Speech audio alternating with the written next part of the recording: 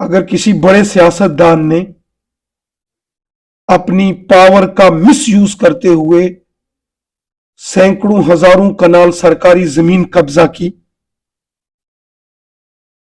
गरीब लोगों का हक छीना, घास चराई की जगह जो गांव में आम लोगों की जगह होती है, जहां गांव के अंदर जितने लोगों के जानवर होते हैं वो आते हैं, अगर किसी ने वो अपने सियासी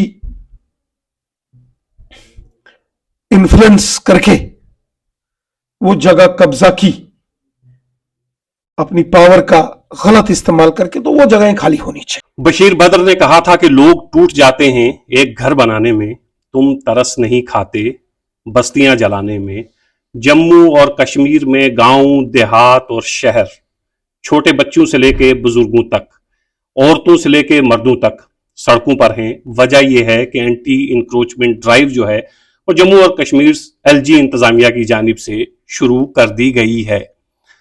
ऑनरेबल लेफ्टिनेंट गवर्नर ये फरमाते हैं कि ये anti encroachment drive big fishes के लिए है, लैंड ग्रैबर्स के लिए है, लेकिन जमीनी सतह पर जो हम देखते हैं वो इससे बिल्कुल मुख्तलिफ है।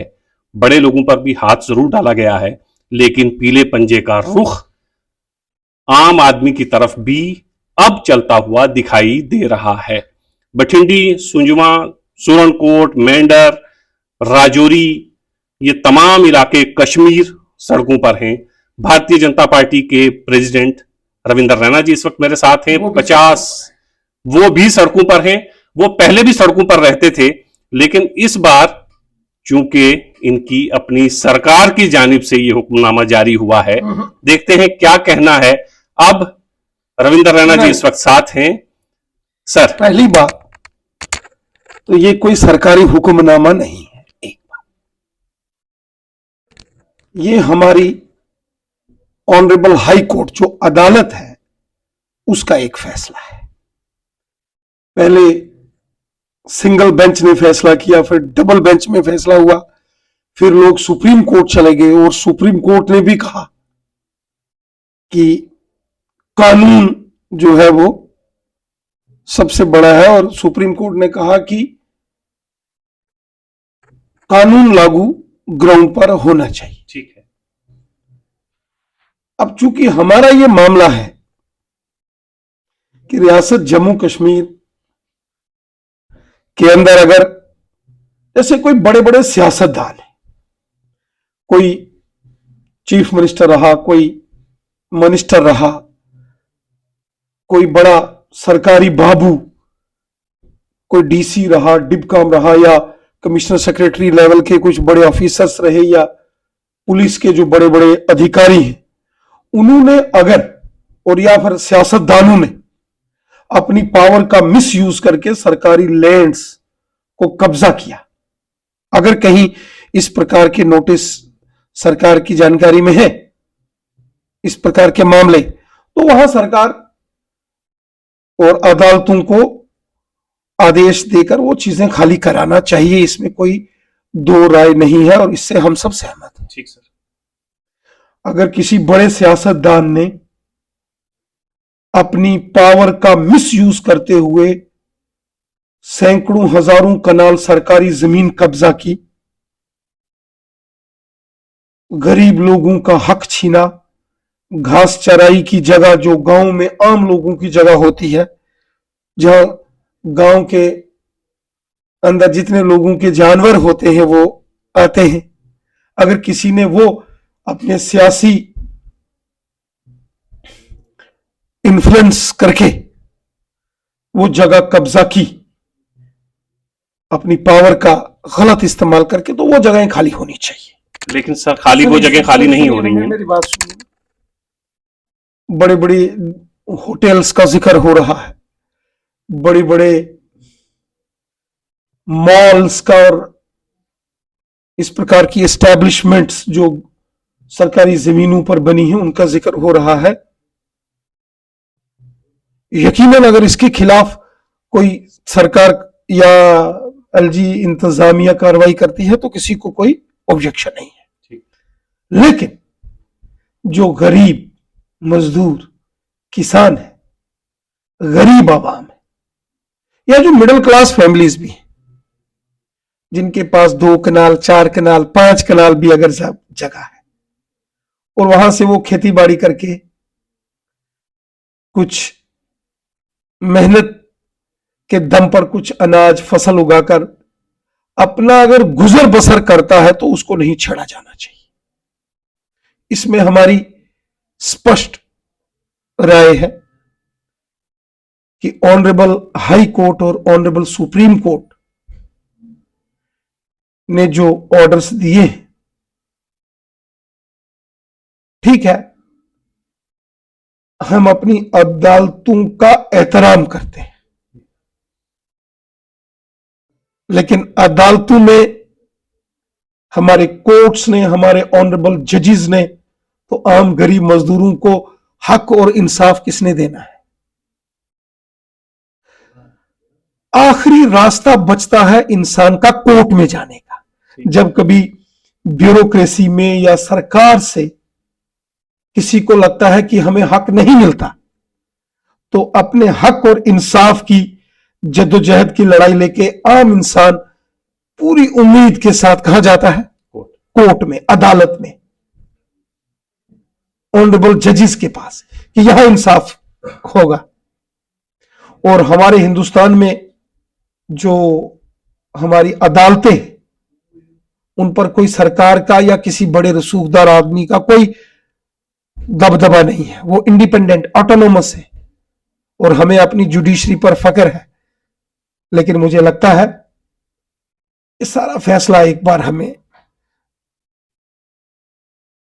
इंसानियत के नुक्ते नजर से भी देखना चाहिए। सर, सरकार खुद ऑनरेबल कोर्ट में गई है, सरकार ने खुद कहा है कि हम रिव्यू करेंगे, सरकार ने खुद कहा है कि जो गरीब लोग हैं हम उनके बारे में कुछ बनाएंगे, ऐसी कोई प्लानिंग करेंगे कि उनको कोई राहत मिल सके। एक तरफ तो सरकार खुद कोर्ट में है, दूसरी तरफ चीफ सेक्रेटरी साहब एक ऑर्डर करते हैं तमाम डिप्टी कमिश्नर्स को, डिविजनल कमिश्नर को, फिर वो तहसीलदार और फिर वो नायब तहसीलदार तक पहुंचता है और फिर पटवारी बुलडोजर लेके पुलिस के साथ मकान गिराने पहुंच रहे हैं गांव देहात में। तो सर, एक तरफ सरकार खुद कोर्ट में है और दूसरी तरफ चीफ सेक्रेटरी, इसका मतलब है कि जो आम लोग हैं, चूंकि जो चीफ सेक्रेटरी हैं उनके ऊपर भी अदालत का फरमान है।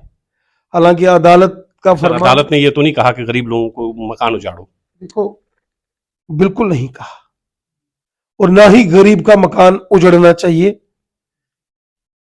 2-4 कनाल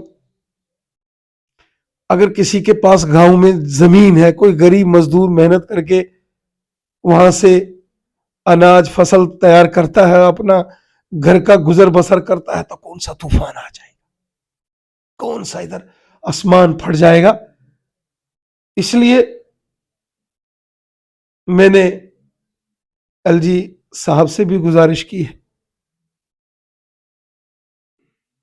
कि इंसानियत के नुक्ते नजर से हमको, इंसानियत के दायरे में हमको ये देखना पड़ेगा। मैंने पहले कहा, अगर किसी बड़े सियासतदान ने या किसी बड़े सरकारी बाबू, कोई डीसी, डिपकॉम, कमिश्नर सेक्रेटरी या कोई पुलिस के बड़े बड़े ऑफिसर्स ने अपनी पावर का, पोजीशन का मिसयूज करते हुए सरकारी जमीनें या घास चराई की जमीनें या गरीब लोगों की जमीनें कब्जाई हैं, तो वो तुरंत खाली होना चाहिए। वहां एक बुलडोजर क्या, वहां तो 10-10 बुलडोजर आप इकट्ठे करके चला, किसी को कोई एतराज नहीं है। जो गलत है सो गलत है, लेकिन गरीब के साथ, आम लोगों के साथ इनजस्टिस नहीं होना चाहिए। और मुझे यकीन है, क्योंकि जब मैंने एलजी साहब से मुलाकात की थी, उन्होंने मुझे कहा था गांव देहात में रहने वाले गरीब लोग, आम लोग, मिडिल क्लास फैमिलीज, और खासकर जहां रेजिडेंशियल एरिया से जिनका मकान है, वो नहीं तोड़ा जाएगा। लेकिन सर, तो फिर मुझे हैरानगी हो गई कि ये इतने बड़े पैमाने पर ये जो क्यास मचा है, ये नहीं मचना चाहिए। Sir, honourable lieutenant governor, chief secretary साहब जो कहते हैं, लिखत में तो उससे बिल्कुल मुख्तलिफ है ना सर। तो जो लेफ्टिनेंट गवर्नर साहब कहते हैं या चीफ सेक्रेटरी साहब कहते हैं कि गरीब लोगों के साथ नहीं छेड़ा जाएगा, 2 लाइनें ही तो लिखनी है। नहीं, बिल्कुल मैं सहमत हूं। 2 क्या 10 लाइनें भी लिखनी पड़ी तो लिखनी चाहिए।